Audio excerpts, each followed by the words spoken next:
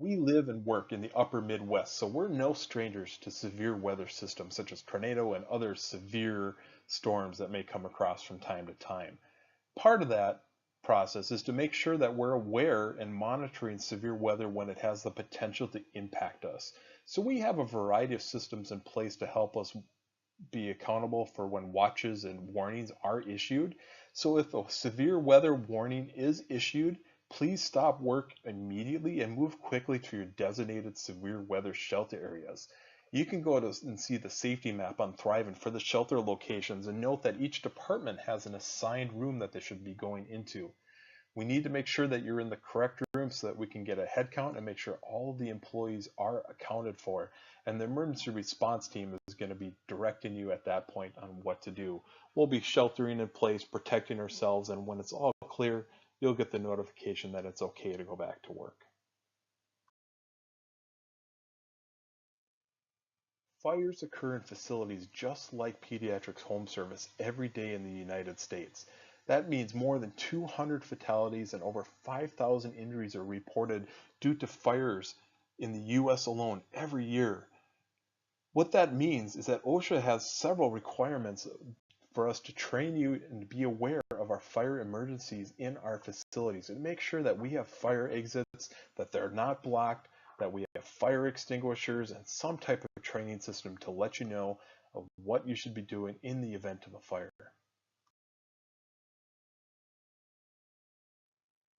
On this slide, you're going to see the procedures that are specific to the Pediatric Home Service main office. In the event of a fire, please exit to the nearest and safest exit to where you're at. If possible, set the alarm as you leave. You can see the two buttons to press in the picture on the left on the control panels by several of the exit doors. Once you're outside of the facility, proceed to the main assembly area. Walk around the building, and we're all going to rendezvous at the Metro Transit parking ramp.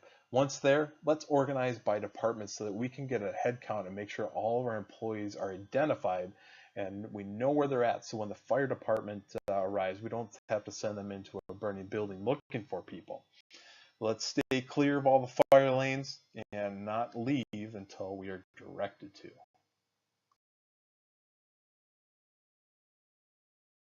This slide shows you an aerial view of the Pediatric Home Service building. Note that there are fire exits all the way around our building.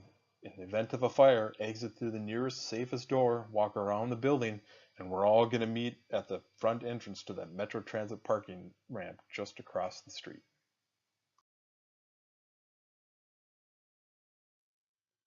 Please note that PHS employees are asked to not attempt to use fire extinguishers to put out a fire. We don't want you to spend the rest of your life trying to put out a fire in an insured building. So please evacuate through the nearest exit and rendezvous at the Metro Transit parking lot. In the event that you must use a fire extinguisher, we're going to use the PASS system. That stands for pull the pin, aim at the base of the fire, squeeze the trigger, and sweep slowly back and forth across the base of the fire. But once again, PHS employees are asked to not attempt to use fire extinguishers. Just get out. This slide summarizes the personal protective equipment that's required in several jobs at Pediatric Home Service. We have conducted job hazard assessments for all of the major job classifications at the facility and determined that PPE is required in several of our positions. That means that there's no other way to protect you, so please wear and use the PPE that is required by your position. You'll note that gloves are required in patient care positions in the pharmacy and biomed and facilities. Protective clothing is required in the pharmacy. Eye protection is required in the pharmacy and biomed and some patient care positions.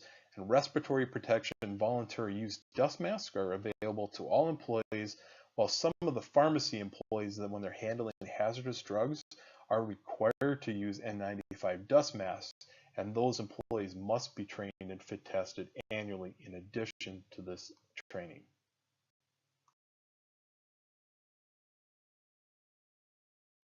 You have several responsibilities as an employee at PHS when it comes to PPE. First of all, make sure that it's in good enough condition to use, so inspect it before and after each use to make sure that you're protected. Make sure that you're wearing it properly. If you're going to wear it, might as well wear it correctly. And if there's an issue with it, let your supervisor or manager know, and we'll try to find you some better stuff that fits you. Make sure you're cleaning PPE if it needs to, dispose of and replace the damaged parts, report any misuse or abuses, and make sure you're properly storing it when you're not using it. To comply with Appendix D of OSHA's respiratory protection regulations, we need to talk about a few aspects of voluntary use of dust masks in our facilities. First of all, know that dust masks are just that. They are meant to filter out dust. They do not filter out chemical vapors or provide oxygen in any way. The other big thing is make sure that you're storing and using them correctly. They need to be in sealed bags when they're not being used. So when you grab them, pull them out of those sealed bags, use them, and then throw them away at the end of the shift. They are not intended to be reused. To wear a dust mask correctly, you should grab the dust mask in your palm of your hand in front of your face and then securely place it over your nose and mouth so that it's in a comfortable position. Then you will grab the straps, put one strap underneath your ears behind your neck and the second strap above your ears around the back of your head, and then secure the mask around your face and nose. Perform a user seal check to make sure there aren't any major gaps in the mask, and then go about your duties. When you do remove it, remove each of the straps from around your head, pull it off your face, and then dispose of it properly. Note that PHS does have a lockout takeout program in place at our facilities. The purpose of this program is to neutralize hazardous energy sources when equipment has to be worked on.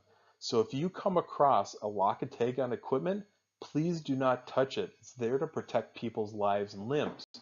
Only a select few employees have been given authorized level training to handle and use lockout takeout equipment.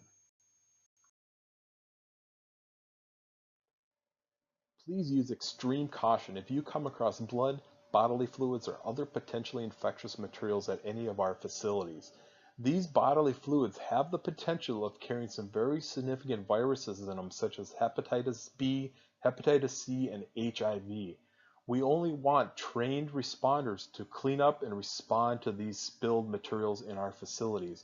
When doing so, please use universal precautions, and if you are a trained responder or have a job class that requires you to be in potential contact with bodily fluids, you will receive an authorized level training every year.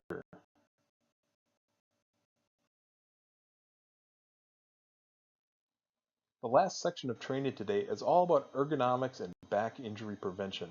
Historically at PHS, this is by far our largest classification of job injuries.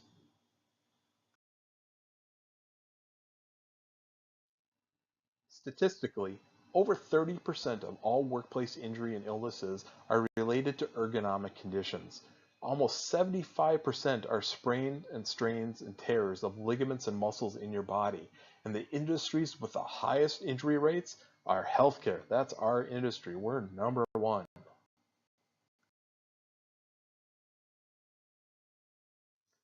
The Bureau of Labor Statistics estimates that over 290,000 ergonomic injuries occur every year in the United States. That's over $850 billion in direct and indirect costs, according to the American Academy of Orthopedic Surgeons. Every time somebody is injured, that's going to cost a company somewhere between $35,000 and $50,000. While cost is one thing, what it really means is that our employees get injured, it has the ability to create a lifelong injury, and we want to protect that and keep that from happening as much as possible.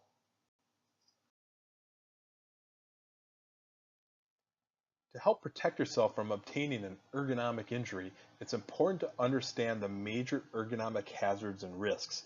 The first major category is repetition.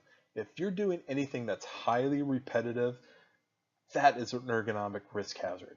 Same thing if you're using any type of extreme force. So if you're lifting heavy objects, you're repeatedly lifting something, if you're pushing or pulling or moving heavy objects, those are all ergonomic risk factors. Duration, In other words, if you're doing a stressful activity for long periods of time, or you're sitting in the same spot and not moving for long periods of time, that is a significant ergonomic risk hazard as well. Additionally, any time that we're deviating from the neutral, natural body position and we have an awkward posture, that is going to make any of these other ergonomic risk factors significantly more impactful, as well as if we're doing those activities in a very cold or very warm environment.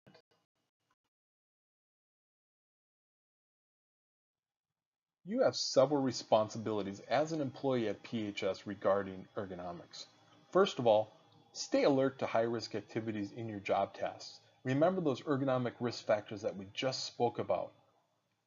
Next, be aware and report signs and symptoms of ergonomic injuries as soon as possible. Call that 24/7 work injury phone line at 1-844-847-8708. Through them, we can make sure that you get the care that you need and everything is documented properly. And God forbid, if you are injured, return to work as soon as possible within your restrictions. We know that work is therapeutic, and the sooner you get back to doing things, the better you will recover, and you'll recover even faster. Next, make sure you use ergonomic engineering controls where possible. If you need a different keyboard or a different chair or whatever it is to help you use good postures and minimize injuries, please let us know. We will do our best to accommodate you. Finally, take care of yourself outside of your workday, making sure you walk and exercise and stretch on a regular basis to help prevent long-term injuries from occurring.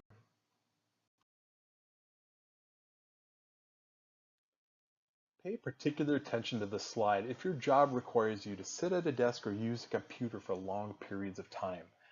This is a good example of proper posture when we're sitting at a computer screen for long periods. Note that the person's eyes are approximately level with the top third of the computer screen. The monitor is about 1 arm's length away from the body. The wrists are in a nice neutral alignment in a straight line with their forearms. The shoulders are relaxed and not hunched. The elbows are close to the side. They're sitting comfortably in their chair with their knees and hips at approximately 90-degree angles. We do offer ergonomic assessments. If you're having trouble with your workspace, please let Human Resources know and we will do a formal ergonomic assessment for you. We do our best to minimize heavy lifting in our facilities. However, there are times when we have to lift heavy objects. Whenever possible, ask yourself if there's a smarter way that I can be doing this, let's do it so we don't injure ourselves. Assuming that there isn't a smarter, better way of doing it, and we need to lift up this object, you're going to approach that object, establish a very wide, stable stance with your legs, and tighten your stomach and core muscles. This is what's going to keep your spine stable when you're lifting. Next, you'll bend at the knees and hips, squat down next to that object and grasp it firmly.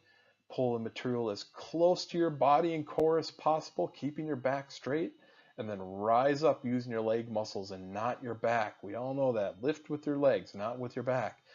Do it in a slow, smooth, synchronized motion. Try not to be jerky and make sure that you're not twisting while you're lifting. That's when the most amount of back injuries occur, when you're twisting while you're lifting a heavy object.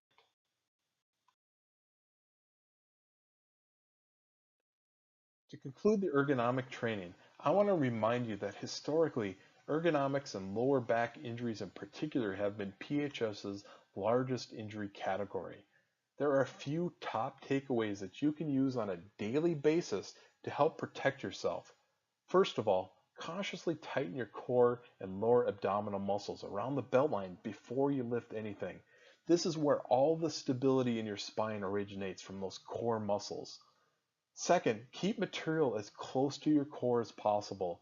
The farther the material is away from your core muscles, exponentially increases the force that is transferred into your lower back. Third, do not bend and twist at the same time. Break it into 2 distinct steps. This is where most back injuries, and in particular lower back disc injuries, occur, when we twist and bend at the same time. Don't do that. Break it into 2 different steps. It's going to take an extra second or 2, but it might just save you a lifetime of pain and suffering. And finally, I always think, is there a smarter way that I can be doing this job? Thank you for attending training today. These are all of your required annual OSHA safety trainings. There is a short quiz following this training.